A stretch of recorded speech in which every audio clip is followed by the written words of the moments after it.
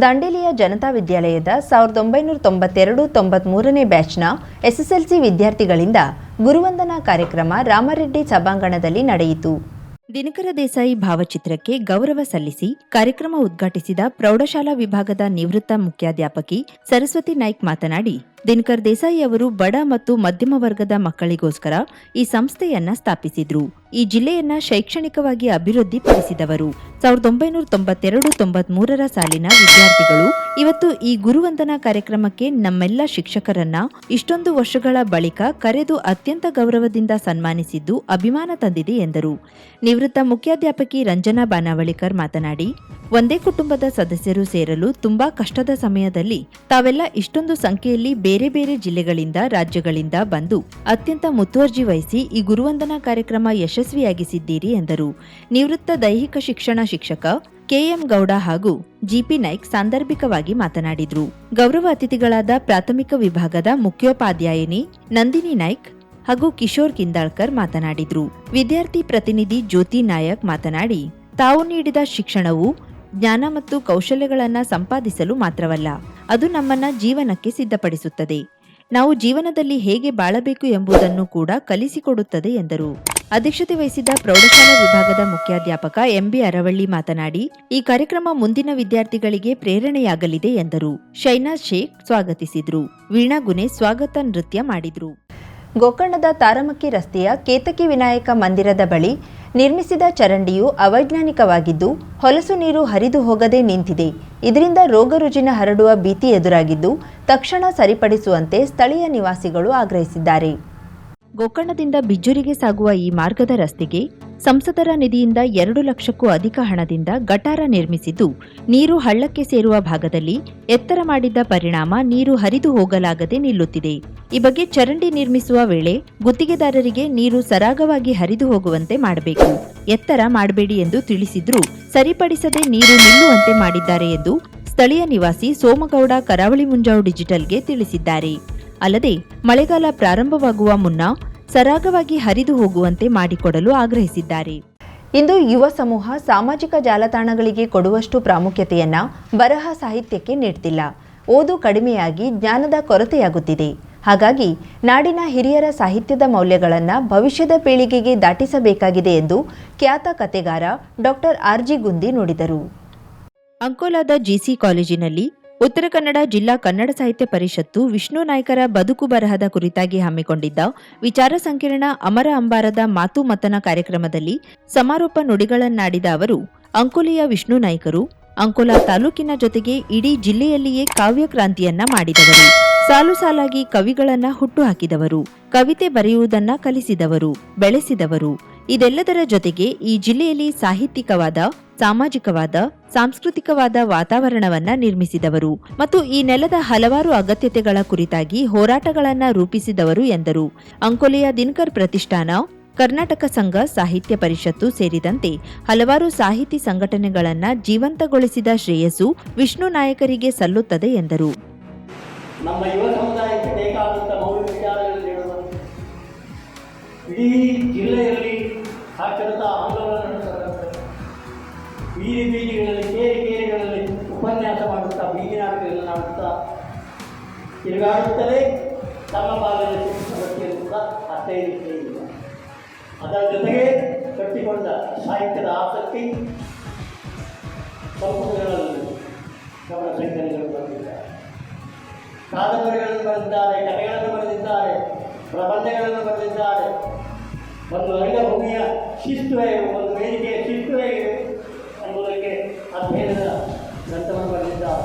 ಮಾತು ಮಥನದಲ್ಲಿ ವಿಷ್ಣು ನಾಯ್ಕರ ಗದ್ಯ ಮತ್ತು ಸಾಮಾಜಿಕ ಪ್ರಜ್ಞೆಯ ಕುರಿತಾಗಿ ದಾಂಡೇಲಿಯ ಹಿರಿಯ ಬರಹಗಾರ ಡಾಕ್ಟರ್ ಆರ್.ಜಿ. ಹೆಗಡೆ, ವಿಷ್ಣು ನಾಯ್ಕರ ಕಾವ್ಯ ಮತ್ತು ಜೀವನ ಪ್ರೀತಿಯ ಕುರಿತಾಗಿ ಕರವರದ ನಿವೃತ್ತ ಉಪನ್ಯಾಸಕ ಶ್ರೀಧರ್ ನಾಯಕ್, ವಿಷ್ಣು ನಾಯ್ಕರ ಮಕ್ಕಳ ಸಾಹಿತ್ಯ ಮತ್ತು ಶಿಕ್ಷಣದ ಕುರಿತಾಗಿ ಕುಮಟಾದ ಸಾಹಿತಿ ಪಿಆರ್ ನಾಯ್ಕ್, ವಿಷ್ಣು ನಾಯ್ಕರ ರಂಗಭೂಮಿ ಮತ್ತು ಬದುಕಿನ ಕುರಿತಾಗಿ ಹೊನ್ನಾವರದ ರಂಗ ನಿರ್ದೇಶಕ ಕಿರಣ್ ಭಟ್ ಮೌಲ್ಯಯುತವಾದ ಮಾತುಗಳನ್ನಾಡಿದ್ರು. ಕಾರ್ಯಕ್ರಮದಲ್ಲಿ ಜಿಲ್ಲಾ ಕನ್ನಡ ಸಾಹಿತ್ಯ ಪರಿಷತ್ತಿನ ಅಧ್ಯಕ್ಷ ಬಿಎನ್ ವಾಸರೆ ಉಪಸ್ಥಿತರಿದ್ದು ಮಾತು ಮಥನದ ನಿರ್ದೇಶನ ನೀಡಿದ್ರು.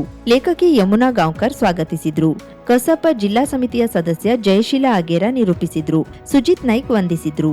ಕರಾವಳಿ ಮುಂಜಾವು ಡಿಜಿಟಲ್ ನ್ಯೂಸ್, ಸುಭಾಷ್ ಕಾರೆಬೈಲ್, ಅಂಕೋಲಾ. ಉದ್ಯಮ ಮತ್ತು ಪ್ರವಾಸೋದ್ಯಮ ನಗರವಾಗಿರುವ ದಾಂಡೇಲಿಯಲ್ಲಿ ಇತ್ತೀಚಿನ ದಿನಗಳಲ್ಲಿ ಕಸ ಕಡ್ಡಿ ತ್ಯಾಜ್ಯಗಳನ್ನು ತುಂಬಿಕೊಂಡು ದುರ್ನಾತ ಬೀರುತ್ತಿರುವುದು ನಾಗರಿಕ ವಲಯದಲ್ಲಿ ಅಸಹ್ಯವನ್ನುಂಟು ಮಾಡುತ್ತಿದೆ. ದಾಂಡೇಲಿಯು ವಿಶಾಲವಾದ ಮತ್ತು ಅಗಲವಾದ ರಸ್ತೆ, ಸುಂದರ ಬಡಾವಣೆ, ಉದ್ಯಾನವನಗಳನ್ನು, ಅಗತ್ಯ ಸೌಕರ್ಯಗಳನ್ನು ಹೊಂದಿರತಕ್ಕಂತಹ ನಗರ. ಆದರೆ ಇಂದು ಅದರ ಬಡಾವಣೆಗಳಲ್ಲಿ ಕೆಲವೆಡೆ ಹೊಲಸು ತುಂಬಿಕೊಂಡಿದೆ. ನಗರದ ಅನೇಕ ಕಡೆ ಕಸ ಕಡ್ಡಿ ತ್ಯಾಜ್ಯಗಳ ಹೊಲಸು ತುಂಬಿ ನಾರುತ್ತಿದೆ. ಜಿಎನ್ ರಸ್ತೆಯ ಸಿನಿಮಾ ಮಂದಿರದ ಬಳಿಯಿಂದ ಖಜಾನೆ ಕಾರ್ಯಾಲಯದ ದಾರಿಯಲ್ಲಿ ಮುಂದೆ ಅಂಚೆ ಇಲಾಖೆಯ ಕಾರ್ಯಾಲಯದವರೆಗೂ ಸಾಗುವ ರಸ್ತೆಯ ನಡುವೆ ಸ್ಥಳೀಯರು, ಅಂಗಡಿ ಮಳಿಗೆಯವರು ಜೊತೆಗೆ ನಗರಾಡಳಿತದವರು ತಂದು ಹಾಕಿದ ಕಸ ಕಡ್ಡಿ ತ್ಯಾಜ್ಯಗಳ ಗುಡ್ಡವೇ ಇದೆ. ಈ ತ್ಯಾಜ್ಯ ರಸ್ತೆಯ ಮೇಲೆ ಹರಡಿ ಬಿದ್ದುಕೊಂಡಿದೆ. ಟೌನ್ಶಿಪ್ನ ನಂದಗೋಕುಲ ಗಾರ್ಡನ್ ಪಕ್ಕದ ರಸ್ತೆಯಲ್ಲಿ ಹಾದು ಹೋಗುವಾಗ ಚರಂಡಿಯ ಪಕ್ಕದಲ್ಲಿಯೂ ಕೂಡ ಕಸ ಕಡ್ಡಿಗಳನ್ನ ಅಕ್ಕಪಕ್ಕದ ಮನೆಯವರು ತಂದು ಚೆಲ್ಲುತ್ತಿದ್ದಾರೆ. ಈ ರಸ್ತೆಯಲ್ಲಿ ಬಡಾವಣೆಯ ಸುತ್ತಮುತ್ತಲಿನ ಸಾವಿರಾರು ಜನ ನಿತ್ಯ ಓಡಾಡುತ್ತಾರೆ. ಇಲ್ಲಿಯೂ ಕೂಡ ದುರ್ವಾಸನೆ ಹರಡುತ್ತಿದ್ದು ಮೂಗು ಮುಚ್ಚಿಕೊಂಡು ಹೋಗಬೇಕಾದ ಸ್ಥಿತಿ ಇದೆ. ಡಿಪಿಎ ಟೌನ್ಶಿಪ್ನ ಮೇಲ್ಭಾಗದಿಂದ ಮಾರುತಿ ನಗರದ ವಾಟರ್ ಟ್ಯಾಂಕ್ಗೆ ಹೋಗುವ ರಸ್ತೆಯಲ್ಲಿಯೂ ಕೂಡ ತ್ಯಾಜ್ಯಗಳು ತುಂಬಿಕೊಂಡಿದ್ದು ಹೊಲಸು ನಾರುತ್ತದೆ. ಬರ್ಚಿ ರಸ್ತೆಯ ಟೌನ್ಶಿಪ್ನ ಕೆಲವು ಭಾಗ, ಅಂಬೇವಾಡಿಯ ಬಡಾವಣೆ, ಗಾಂಧಿನಗರದ ಹಲವು ಭಾಗ, ಮಾರುತಿ ನಗರದ ಕೆಲವೆಡೆ, ಹಳೆ ದಾಂಡೇಲಿಯ ಲಮಾಣಿ ಚಾಳ್ ಸೇರಿದಂತೆ ಪಟೇಲ್ ನಗರ ಮತ್ತು ಹಳಿಯಾಳ ರಸ್ತೆಯ ಹಲವೆಡೆ ಇಂತಹ ತ್ಯಾಜ್ಯಗಳು ಬೇಕಾಬಿಟ್ಟಿ ಬಿದ್ದಿದೆ. ತ್ಯಾಜ್ಯದ ದುರ್ವಾಸನೆಯ ಬಗ್ಗೆ ಸ್ಥಳೀಯರು ನಗರಸಭೆಗೆ ದೂರಿದ್ರೂ ಕೂಡ ಸಕಾಲದಲ್ಲಿ ಕೆಲಸಗಳಾಗುತ್ತಿಲ್ಲ ಎನ್ನುತ್ತಾರೆ ಸಾರ್ವಜನಿಕರು. ಈ ತ್ಯಾಜ್ಯ ಜನವಸತಿ ಪ್ರದೇಶದಲ್ಲಿ ಅದು ಯಾವ ಮಟ್ಟಿಗೆ ಬಿದ್ದುಕೊಂಡಿದೆ ಅಂದ್ರೆ ಅಲ್ಲಿ ರೋಗೋತ್ಪತ್ತಿ ಮಾಡತಕ್ಕಂತಹ ಸೊಳ್ಳೆಗಳು, ಜಂತುಗಳು ಹುಟ್ಟಿಕೊಳ್ಳಬಹುದಾದ ಅಪಾಯವಿದೆ. ನಗರಾಡಳಿತದಲ್ಲಿ ಕಳೆದ 1 ವರ್ಷಗಳಿಂದ ಅಧ್ಯಕ್ಷ, ಉಪಾಧ್ಯಕ್ಷರಿಲ್ಲ. ಹಾಗಾಗಿ ಆಡಳಿತಕ್ಕೆ ಮೂಗುದಾರ ಇಲ್ಲದ ಸ್ಥಿತಿ ಇದೆ. ದಾಂಡೇಲಿಯ ಪ್ರವಾಸೋದ್ಯಮ ನಗರವಾಗಿ ಬೆಳೆಯುತ್ತಿದ್ದು ನಿತ್ಯ ಸಾವಿರಾರು ಪ್ರವಾಸಿಗರು ಬೇರೆಡೆಯಿಂದ ಇಲ್ಲಿಗೆ ಆಗಮಿಸುತ್ತಾರೆ. ದಾಂಡೇಲಿಯ ಈ ಅಸ್ವಚ್ಛತೆಯ ಪ್ರದೇಶಗಳನ್ನ, ರಸ್ತೆಗಳನ್ನ ಕಣ್ತುಂಬಿಕೊಂಡ್ರೆ ದಾಂಡೇಲಿಯ ಬಗ್ಗೆ ಕೆಟ್ಟ ಅಭಿಪ್ರಾಯ ಬರುವ ಸಾಧ್ಯತೆ ಇದೆ. ಶುಭಾರಂಭಗೊಂಡಿದೆ ಹೊನ್ನಾವರದಲ್ಲಿ ನೂತನ ಜವಳಿ ಮಳಿಗೆ. Shri Mallikarjuna silks, bank road, Honnavar. ಪರಂಪರೆಯ ಸಾಂಪ್ರದಾಯಿಕ ಉಡುಪು, ಹೊಸ ತಲೆಮಾರಿನ ಯುವಕ ಯುವತಿಯರ ಮನಸೆಳೆಯುವ ವಿನ್ಯಾಸದ, ವಿದ್ಯಾರ್ಥಿನಿಯರ ಹಾಗೂ ಚಿಣ್ಣರಿಂದ ಎಲ್ಲಾ ವಯೋಮಾನದವರ ಮನ ಮೆಚ್ಚುವ ನವನವೀನ ಶೈಲಿಯ ವಿಶ್ವಪ್ರಸಿದ್ಧ ಕಂಪನಿಗಳ ಉತ್ಕೃಷ್ಟ ಗುಣಮಟ್ಟದ ವಸ್ತ್ರ ವಿನ್ಯಾಸಗಳ ರೆಡಿಮೇಡ್ ಬಟ್ಟೆಗಳನ್ನ ಇದೀಗ ಬೃಹತ್ ಮಳಿಗೆಯಲ್ಲಿ ಕೈಗೆಟುಕುವ ದರದಲ್ಲಿ ಲಭ್ಯ. ಇಂದೇ ಭೇಟಿ ನೀಡಿ Mallikarjuna silks, bank road, Honnavar, Uttara Kannada.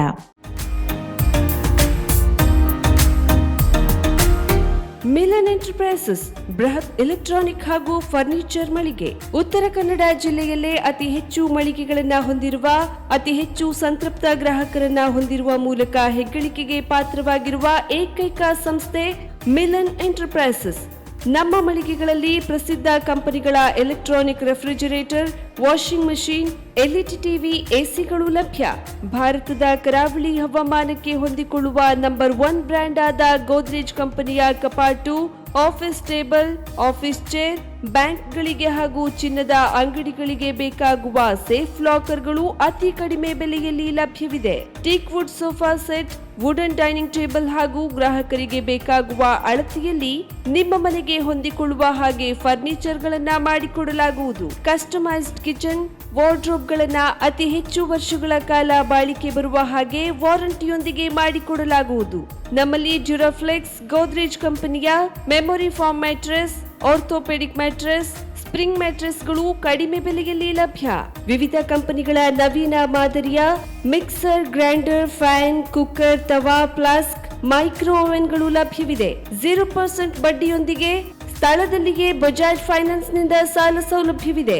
Milan enterprises ನಲ್ಲಿ ಖರೀದಿ ಮಾಡುವ ಗ್ರಾಹಕರಿಗೆ ಡಿಸ್ಕೌಂಟ್ ಮತ್ತು ಗಿಫ್ಟ್ ಜೊತೆಗೆ ಪ್ರತಿ 2,000 ರೂಪಾಯಿಗಳ ಖರೀದಿಗೆ ಒಂದು ಬಂಪರ್ ಲಕ್ಕಿ ಡ್ರಾ ಕೂಪನ್ ನೀಡಲಾಗುವುದು. ಈ ಲಕ್ಕಿ ಡ್ರಾನಲ್ಲಿ 7 ಲಕ್ಷದವರೆಗೆ ಬಹುಮಾನ ಗೆಲ್ಲುವ ಅವಕಾಶ ನಿಮ್ಮದಾಗಿರುತ್ತದೆ. ಲಕ್ಕಿ ಡ್ರಾದಲ್ಲಿ 1 ಕಾರ್, 2 ಬೈಕ್ ಮತ್ತು ರೆಫ್ರಿಜಿರೇಟರ್, ವಾಷಿಂಗ್ ಮಷೀನ್ ಸೇರಿದಂತೆ 30 ಲಕ್ಕಿ ಗ್ರಾಹಕರಿಗೆ ಬಹುಮಾನ ಗೆಲ್ಲುವ ಅವಕಾಶ. ಗ್ರಾಹಕರ ಸಂತೃಪ್ತಿಗೆ ನಮ್ಮ ಮೊದಲ ಆದ್ಯತೆ ಎನ್ನುವುದು ಮಿಲನ್ ಎಂಟರ್ಪ್ರೈಸಸ್ ನ ವಾಕ್ಯ. ಉತ್ತರ ಕನ್ನಡ ಜಿಲ್ಲೆಯ ನಮ್ಮ ಶೋರೂಮ್ಗಳಾದ ಮುಲ್ಲಾ ಸ್ಟಾಪ್ ಹತ್ತಿರ Kodibag road, Kajubag, Karwar. Agriculture office ಎದುರುಗಡೆ ಮಾಸ್ತಿಕಟ್ಟೆ ರೋಡ್, ಹೊನ್ನಾವರ. ಸೀಮಾ ಕಾಂಪ್ಲೆಕ್ಸ್ ಹತ್ತಿರ Moni Basti main road, Bhatkal. Indian bank ಎದುರು CP Bazaar road, Sirsi. JS building, JN road, Dandeli. KS building, Motikeri road, Haliyal. ಇಲ್ಲಿಗೆ ತಪ್ಪದೇ ಭೇಟಿ ನೀಡಿ ಸಂತೃಪ್ತರಾಗಿ.